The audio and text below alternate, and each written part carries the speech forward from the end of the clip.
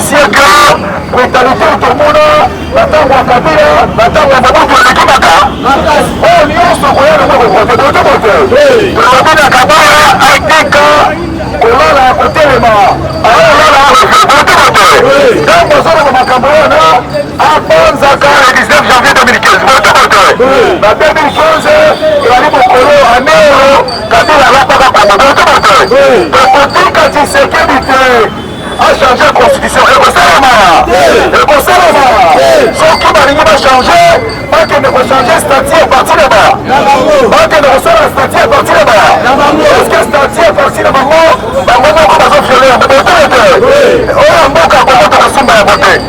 mais c'est ce qui est passé pour ce sonner.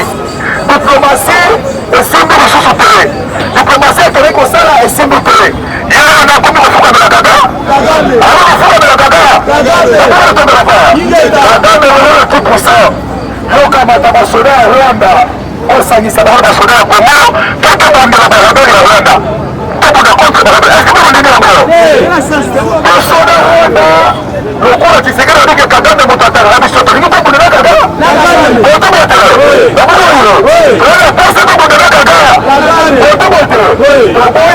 La négociation. Et puis la négociation qui s'est dans ça là, allez confirmer l'institution en Moka. Qui s'est dans le contexte de l'institution en Moka les chanter. En considérant le Parlement, alors on considère qu'il y a encore de mon côté. La bonne de la part. On va dire qu'on va le 2%. On reçoit quoi? On reçoit quoi? On reçoit quoi? On reçoit quoi? Le peuple congolais, préparez-vous. Préparez-vous parce que l'unité de la Bamba au Kalamini.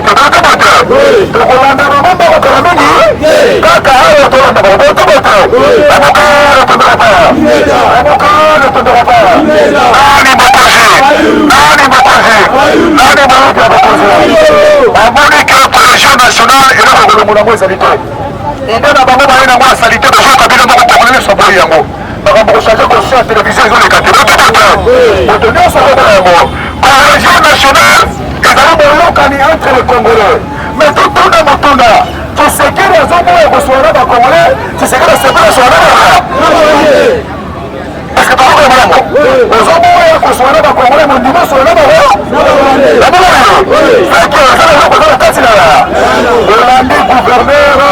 militaire de notre Kivu.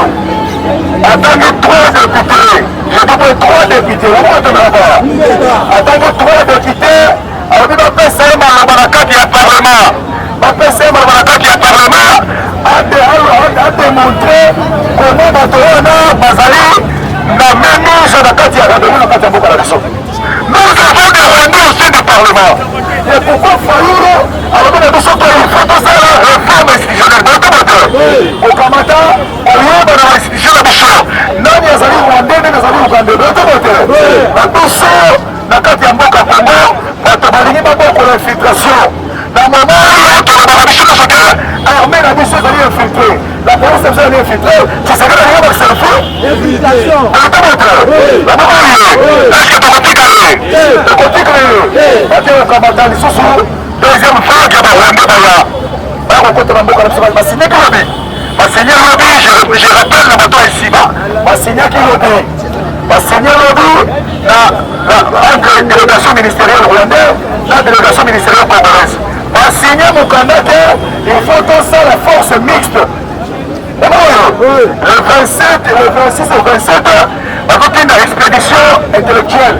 On va faire des psychologues pour ça la étude de la faisabilité de l'Okora. Si mon nom Congo, na Rwanda, on peut demander à l'ennemi. On va demander à Rwanda, les mamans vont s'en la soldat. Quand on va s'en la soldat, c'est nourrir l'infiltration. Après, ils allaient passer. Et allez malade. La Mokambi, la Balukatambo. Alors, bien sûr, que les avocats, la Mokambi Rwanda. Est-ce que vous voulez Rwanda? Pour vous dire que le ballon va s'en la rien de non, il va causer. Le roi est dans le monde entier que Kagame a besoin d'innocent. Tu sais qu'il a témoigné Kagame. On a dit que Kagame a besoin de Congo. A besoin de sa tu sais qu'il y a mon corps. En Anzela, en ennemi, en mode de l'autre. Rwanda Bonisa la bisote, Mali Bandeko, Malako Sangana, tout le monde va FDR. C'est quand M23 a tiqué. La Congolais, bakosangana mpona kochasse ba-FDLR na mboka na biso. Siko ba-M23 na kosapakina bango. M23 azali kobénéficie mbongo ebele na mboka na biso. Makambo M23 ekatani oyo cessez le feu. Pendant que bayoka cessez le feu, est-ce que mbongo ya mboka bakosungisa yango? Ntango bako cessez le feu, est-ce que M23 atiki mpe kopouvoir richesse na biso? Pourquoi cesser le feu ya nini? Il faut kodéloger bato wana bakende libala. Ayebi malamu makambo bango motototototote totombala na bango bango moko bazali na hotel na yango bango moko bayebi yango malamu bango wana tombaka yango azomema biso na nzela ya masolo ezanga ntina aboli cohésion nationale de vérité. Pourquoi? ayebi ke bavérité kosala nini? bavérité kosala nini?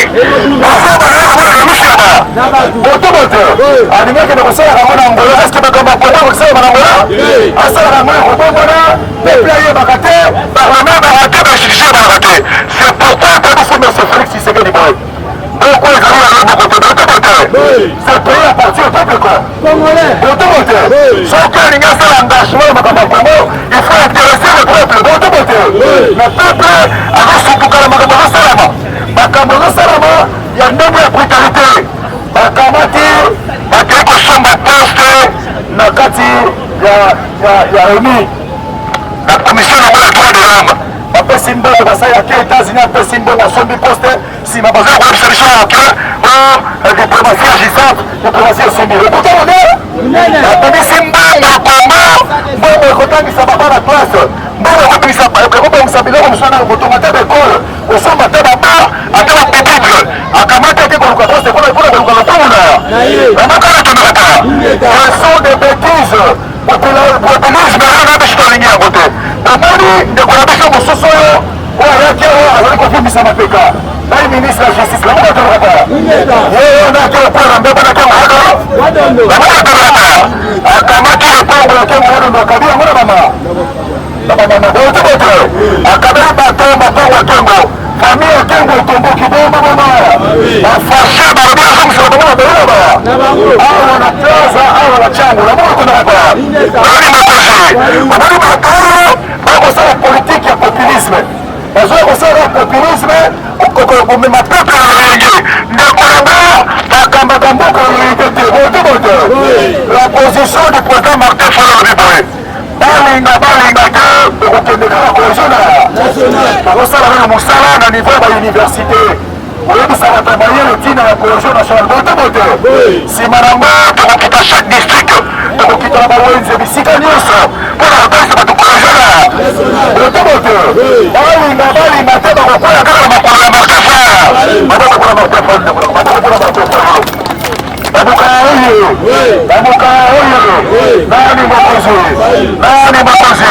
nani moyibi ya bakonzi bakotaki conseil de ministre nasi balandaki ya dimanche Patrick Mouya ya bimi na kati ya conseil asala rapport na peuple alobi malamu oyaki na makambo ya changement ya constitution te eza na mise en jour te seke babatokatokala bandokaka te mokolo nyonso koyoka bale na makambo ya change ya constitution papa ifo toto botoboto mokolo nyonso koyokaki bali bachange constitution tokolala te tokotumaka pine botoboto tokolala te tokozala libanda mikolo nyonso ti bakochange ide na ba bokobangi kosala koki basala nini tikali moninga basala nini esoni ezosala bango pourkui bakolimwa komona bango kolimwa mbango botoboto parce que moto akoyana nsima ye nde akopendre babesoin ya peuple corps yango botoboto eske fayulu azali cilembo cilembo soki kabila lelo azokombola kabila ezali kotangama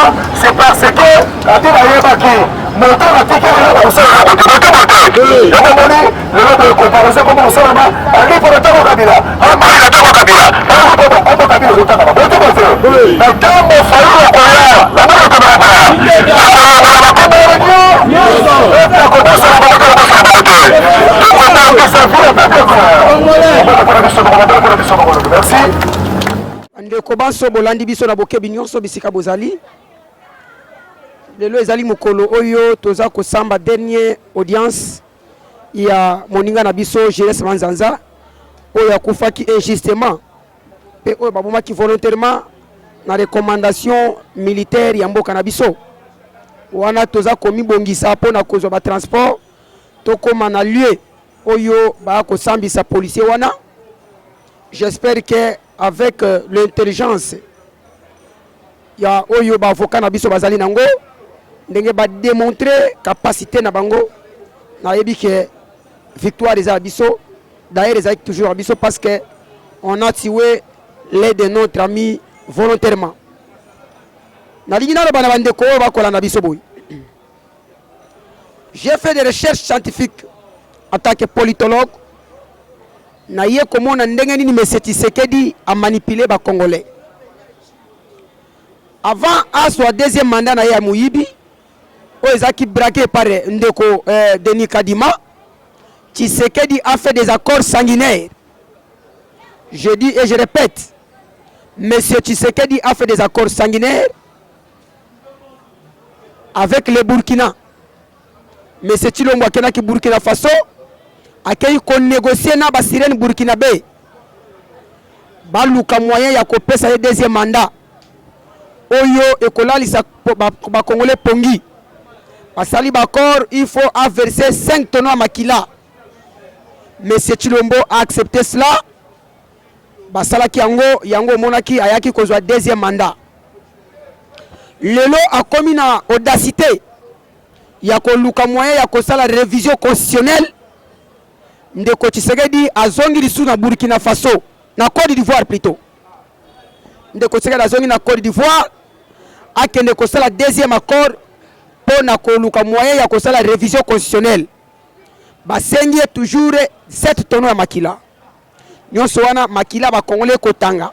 Il faut to mituna na tonneau moko mitu ya ba Congolais ko kata na boni po tonneau Makila tonda. Mais lelo Tshisekedi a sous accord ya kotangisa 7 tonneaux ya Makila ya ba Congomani. Gloire à Dieu na ba recherche to sali to ko découvrir yango to ko dénoncer. Mes chers amis, o ba olanga de partout, boye ba ke bitumba ya makasi pe tuerie ya makasi ekobana na mois ya novembre. Vous allez voir boko benga soki prophète boko benga soki nani communauté boli ya kobenga mais na ye ko dénoncer ngo po bozala distraité bokamwa pete soki komele bino. Tout ça ce sont des recherches de monsieur Félix Antoine Tshilombo. Aye ko sala po na ko luka moyen ya ko changer constitution akamata 3e mandat. Mais loko to ko yebisa ye ndenge kopu na ye revese ndenge pe makambo nini o sebebi.